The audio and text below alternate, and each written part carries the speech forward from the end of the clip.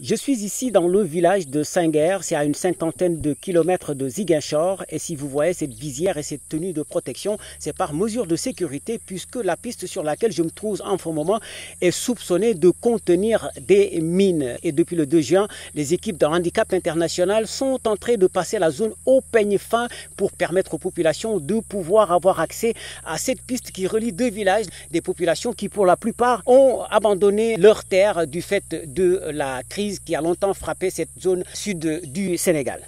Ces lignes de sécurité indiquent que nous sommes dans une zone interdite, comme il en existe des dizaines en Casamance. Et cette équipe de démineurs fouille minutieusement le sol à la recherche d'engins explosifs. Une opération risquée avec des moyens limités. L'avancement n'est pas facile. C'est une zone, comme vous le voyez, la terre elle est compacte et il y a la dense végétation tout autour. Donc l'avancement se fait par la machine qui prépare le sol et puis les démineurs vont passer derrière. Et comme on a une petite difficulté de la machine qui a vieilli, donc on fait avec et on avance à pas de caméléon.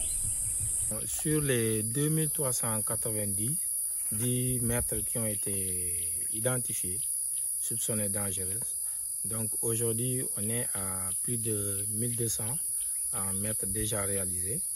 Et vous pouvez le constater sur le terrain.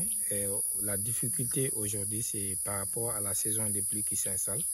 Donc dès qu'il y a la pluie, le déplacement sur le terrain n'est pas facile.